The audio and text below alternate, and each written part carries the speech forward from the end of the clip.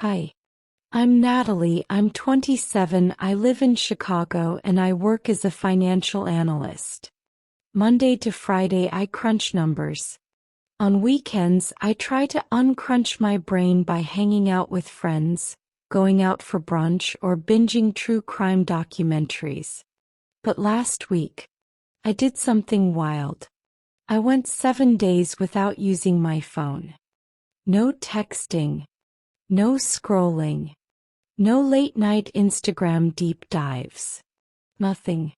And no, it wasn't because I'm super into digital detoxing or anything like that. My phone died. And I don't mean battery dead. I mean, completely, dramatically, irreversibly dead. Like it fell into the bathtub. Don't ask why I was texting during a bubble bath. So I figured, why not turn this into an experiment? 7 days. No phone. Just me, my thoughts, and whatever still exists outside of a screen. Day 1. Panic mode. You know how they say the first step is the hardest? Yeah. Day 1 felt like being dropped into the wilderness with no map, no compass, and no idea what I was doing. I woke up, reached for my phone to check the time and remembered, oh right, it's toast. I had to dig up an old alarm clock from college. It still had glitter stickers on it. I went to work feeling naked. I couldn't check emails on the train, couldn't scroll through TikTok, and I actually had to look around. People exist. There's a guy who plays violin at the subway station. Did he always do that? At lunch I just sat and ate my sandwich. Like an animal. No Instagram, no YouTube video, just turkey and silence. Day 2. Withdrawal is real. I kept hearing phantom buzzes. Like my hand would tingle and I'd reach for my phone.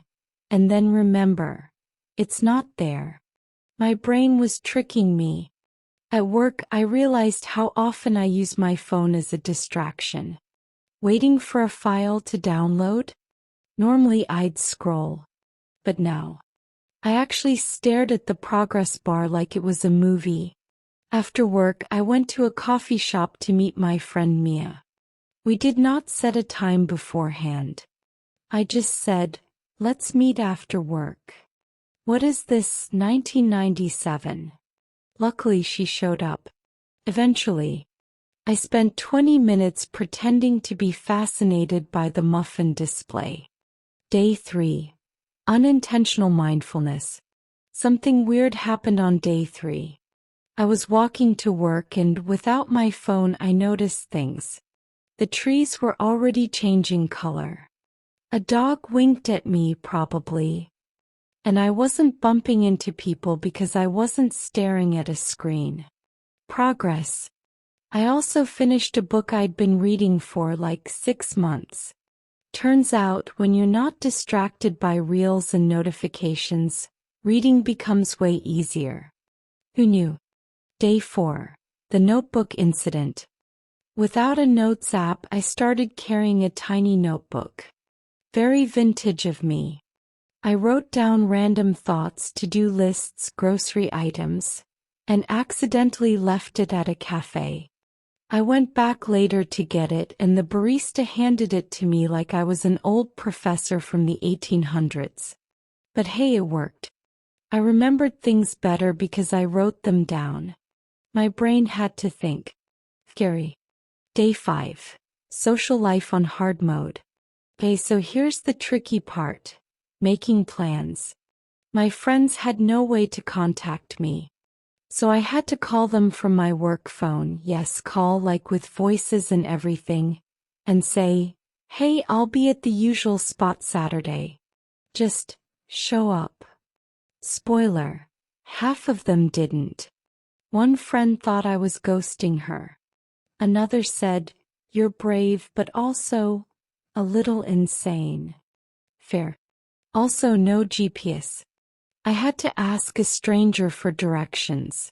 She was actually super nice and drew me a little map on a napkin. People are surprisingly helpful when you talk to them. Day 6. Weekend without screens. Saturday morning I woke up early. No alarms, just sunlight and my confused cat jumping on my face.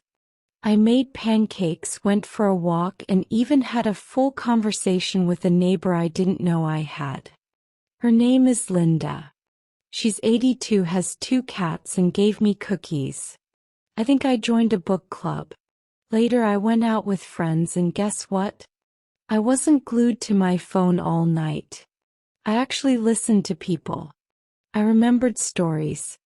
I noticed how one of my friends always orders fries but never eats them. What? Mystery. Day 7. Do I even want it back? By the 7th day I didn't really miss my phone. I missed music, sure. And Google Maps, absolutely.